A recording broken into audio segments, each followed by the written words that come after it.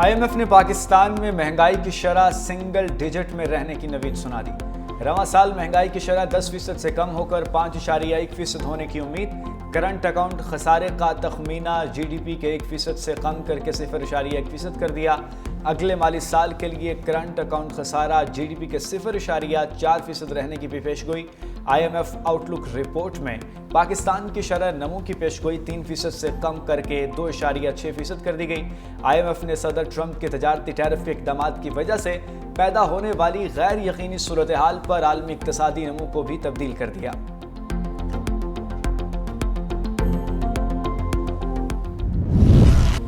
مہنگائی کا جن قابو میں آنے لگا۔ ملک میں مہنگائی بڑھنے کی شرح میں کمی کا سلسلہ جاری۔ اپریل میں شرح ملکی تاریخ کی کم ترین سطح پر رہنے کا امکان۔ ماہرین کے مطابق رواں مہینے مہنگائی بڑھنے کی شرح 0.5% سے بھی کم رہ سکتی ہے، جو 60 سال میں کم ترین شرح ہوگی۔ ادارے شماریات کے مطابق گزشتہ ہفتے مہنگائی کی شرح 0.69% ریکارڈ کی گئی۔ رواں مالی سال کے ابتدائی 10 ماہ میں مہنگائی کی شرح 4.87% ہو جائے گی۔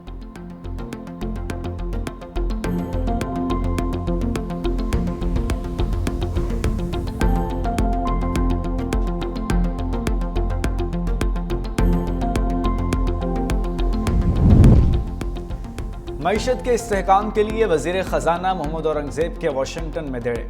عالمی بینک کے جنوبی ایشیا کے نائب صدر مارٹن رائزر سے ملاقات۔ روزگار کے مواقع بڑھانے کے لیے نجی شعبے کی سرمایہ کاری میں اضافہ کرنے پر اتفاق۔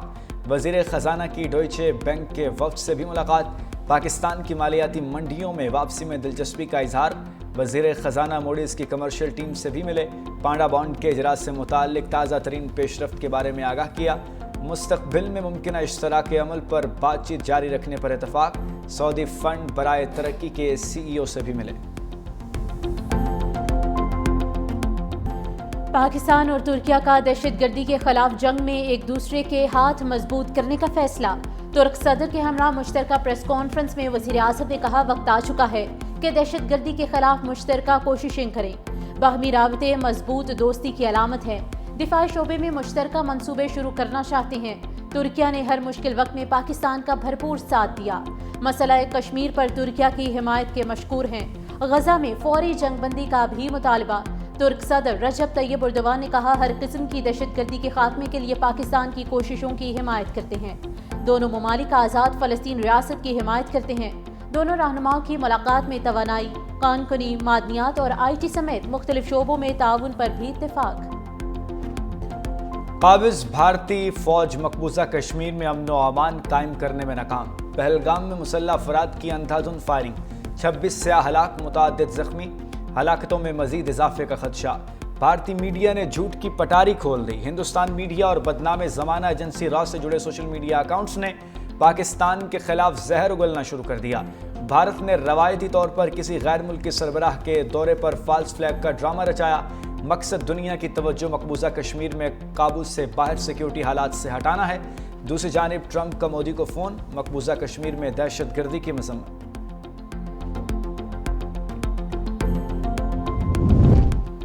مودی سرکار بغاوت کرنے والوں کا قتل عام کر رہی ہے۔ پاکستان کا پہلگام واقعے سے کوئی تعلق نہیں۔ وزیر دفاع خواجہ آصف نے کہا کہ بھارت میں ناگالینڈ سے کشمیر تک بغاوت ہے۔ بھارت میں لوگ اپنے حقوق مانگ رہے ہیں۔ مشال ملک نے بھی بھارتی دہشت گردی کو مسترد کر دیا۔ کہا سیاحوں پر حملہ بھارتی میڈیا اور را کا گٹھ جوڑ ہے۔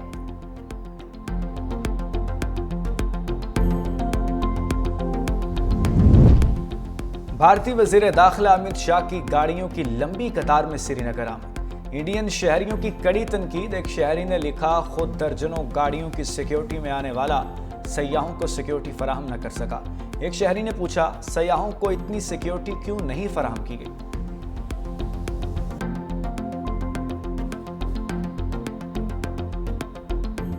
ملک کو صوبوں کو آپس میں نہ لڑائیں، کینال کی وجہ سے، دوسروں کی وجہ سے۔ ملک اس وقت کرائسس میں ہے۔ دہشت گردی ہمارا بڑا ایشو ہے۔ کسان کا ایشو یہ ہے کہ آپ نے آج بمپر کراپس ہوئی ہیں کسان کی، گندم کی۔ آپ اگر اس ملک سے اتنے مخلص ہیں تو جو 35 لاکھ ٹن نگران حکومت میں امپورٹ ہوئی اس کی انکوائری کبھی سامنے لے آئیں۔ پہلا سوال وزیر اعظم صاحب سے کیا تھا، پانی کے مسئلے پر کوئی بھی ڈسپیوٹ ہوگا مشترکہ مفادات کی کونسل بلائی جائے گی اور اس کے اندر یہ مسئلہ حل ہوگا. 1 سال سے زیادہ عرصہ ہو گیا ہے, ابھی تک ایک بھی کونسل آف کامن انٹرسٹ کی میٹنگ, مشترکہ مفادات کی میٹنگ نہیں بلائے گی. کیوں؟ سندھ کا پانی چھین کر کسی اور کو دے دو, یہ نہیں ہو سکتا. حکومت کو 1 سال ہو گیا, مشترکہ مفادات کونسل کا اجلاس نہیں بلایا گیا. صدر مملکت نے کینال منصوبے کی منظوری نہیں دی. پیپلز پارٹی کے رہنماؤں کی نیوز کانفرنس. چوہدری منصور نے کہا صدر کے پاس انتظامی کام کی منظوری دینے کا اختیار نہیں. صدر آصف علی زرداری پارلیمان کے بل اور آرڈیننس کی منظوری دیتے ہیں. ندیم افضل چند نے کہا کہ آپ ضیاء الحق کے وارث تو ہو سکتے ہیں, پنجاب کے نہیں. آپ نے آج تک کسی کسان کو 1 ایکڑ تک زمین نہیں دی.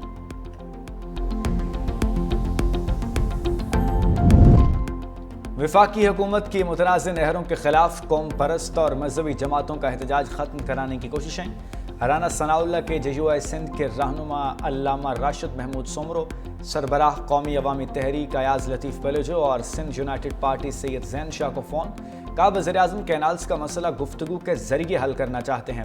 قوم پرست اور مذہبی جماعتوں کا وفاقی حکومت کے ساتھ مذاکرات پر مشروط اعتمادگی کا اظہار.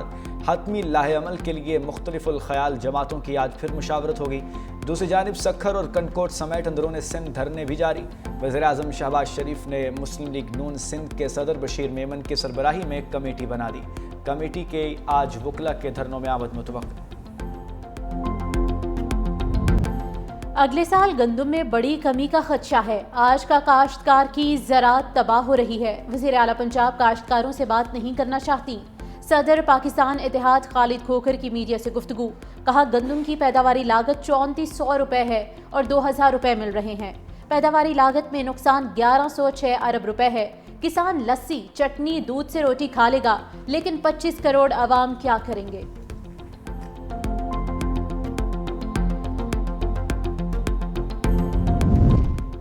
سپریم کورٹ نے بانی PTI کے جسمانی ریمانڈ کے لیے دائر پنجاب حکومت کی اپیلیں نمٹا دی. صوبائی حکومت کو ٹرائل کورٹ سے رجوع کی ہدایت. جسٹس ہاشم کاکڑ نے ریمارکس دیے. ملزم کی گرفتاری کو 1.5 سال گزر چکا, اب تو جسمانی ریمانڈ کا سوال ہی پیدا نہیں ہوتا. پروسیکیوٹر کی جانب سے فوٹوگرامٹک پولیگرافک وائس میچنگ ٹیسٹ کرانے کی صدا. جسٹس صلاح الدین پنہور نے کہا قتل اور زنا کے مقدمات میں تو ایسے ٹیسٹ کبھی نہیں کرائے گئے. توقع ہے عام آدمی کے مقدمات میں بھی حکومت ایسے ہی ایفیشنسی دکھائے گی.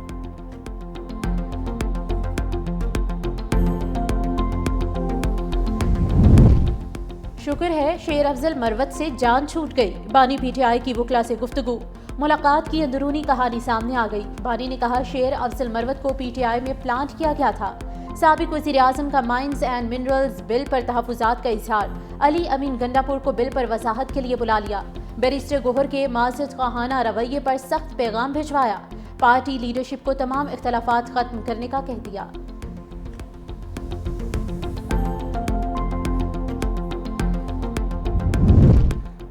نواز شریف کی لندن سے اپنی صحت پر وضاحت. صحافیوں سے گفتگو میں کہا میری صحت بالکل ٹھیک ہے. غلط خبریں پھیلائی گئیں. پاکستان صحیح سمت میں چل پڑا. شہباز شریف نے گرتی معیشت کو اپنے پاؤں پر کھڑا کر دیا. مریم نواز نے پنجاب میں ترقی کی نئی منازل طے کی. سب کو مل کر پاکستان کی ترقی کے لیے کردار ادا کرنا ہوگا. PIA بند کرانے والے کے خلاف سخت کارروائی ہونی چاہیے.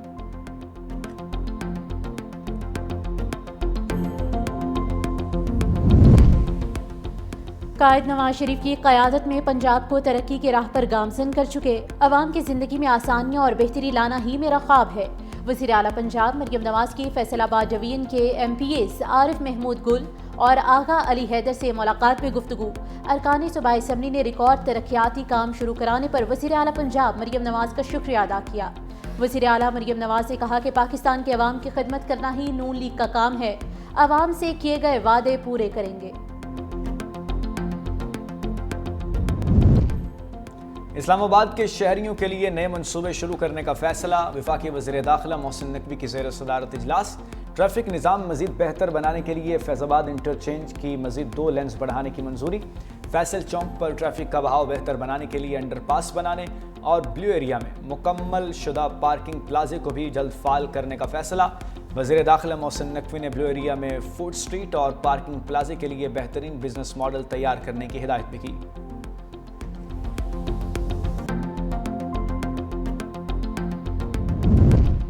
کوہاٹ میں دریائے سندھ سے سونا نکالنے کا عمل شروع ہو گیا۔ خیبر پختونخوا حکومت نے نجی کمپنی کو اجازت دے دی۔ بلاک بی اور سی کی لیز 3.5 ارب میں بولی دے کر خریدی گئی۔ دریائے سندھ سے سونا نکالنے کے کام کے دوران مقامی افراد کو بھی روزگار کے وسیع مواقع میسر ہوں گے۔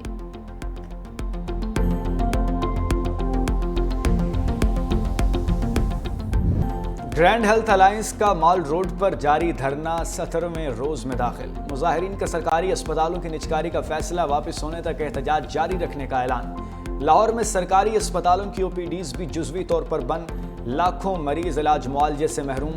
گجرانوالہ میں بھی ینگ ڈاکٹرز کی ہڑتال کا 5واں روز۔ سول ہسپتال، میڈیکل کالج اور چلڈرن اسپتال کی OPDs مکمل بند۔ ڈاکٹرز کام چھوڑ کر خوش گپیوں میں مصروف۔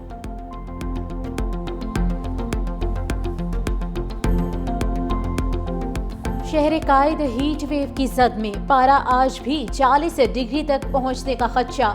کل سے سمندری ہوائیں بحال اور درجہ حرارت میں کمی متوقع۔ محکمہ موسمیات کی ملک کے بیشتر علاقوں میں موسم آج بھی گرم اور خشک رہنے کی پیش گوئی۔ جنوبی پنجاب اور سندھ میں موسم شدید گرم رہنے کا امکان۔ اسلام آباد میں بھی موسم گرم رہے گا۔ چترال، دیر، سوات اور کوہستان میں تیز ہواؤں کے ساتھ بارش کا امکان۔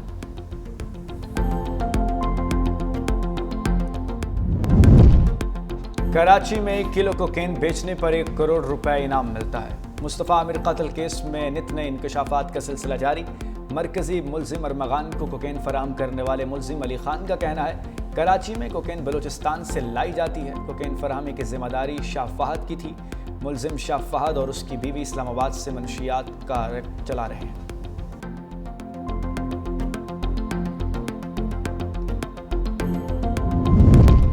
کراچی میں سپر ہائی وے پر ڈکیتی مزاحمت پر شہری قتل۔ ملزموں کی موٹر سائیکل چھیننے کی کوشش، بھاگنے پر گولی مار دی۔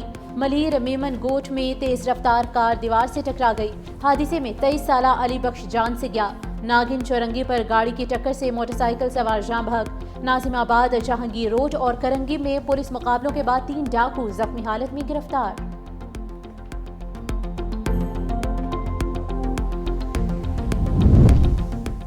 کراچی میں موٹر سائیکل چور بچہ گینگ بھی سرگرم۔ گلستان جوہر میں لڑکا موٹر سائیکل لے اڑا۔ ویڈیو میں دیکھا جا سکتا ہے کہ بچے نے موٹر سائیکل سٹارٹ کرنے کی کوشش کی۔ موٹر سائیکل سٹارٹ نہ ہوئی تو بچہ پیدل ہی لے کر چل دیا۔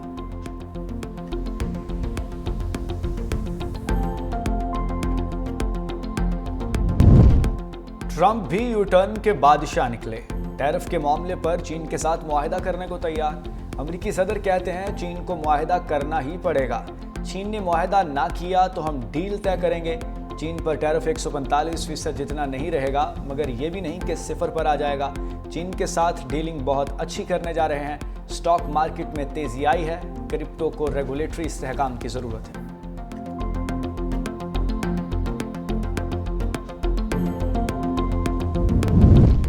مودی راج میں متنازع وقف بل پر سوال اٹھانا مسلمانوں کا جرم بن گیا۔ اتر پردیش میں مسجد کے باہر پرامن احتجاج کرنے والوں کے ساتھ دہشت گردوں جیسے سلوک۔ یوپی پولیس کا مظاہرین پر بدترین تشدد۔ 50 سے زائد مسلمانوں کے خلاف مقدمات درج کیے گئے۔ پرامن مظاہرین کو 2 لاکھ کے ضمانتی مشلقے جمع کرانے کا حکم۔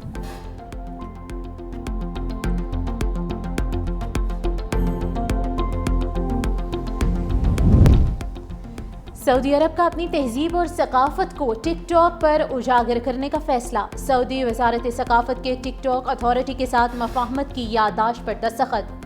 سعودی وزارت ثقافت کے مطابق سعودی عرب شہریوں کی تخلیقی صلاحیتوں اور سماجی کردار کو دنیا کے سامنے نمایاں کرے گا۔ اقدام ثقافتی حکمت عملی کے لیے سعودی ویژن 2030 کا اہم حصہ ہے۔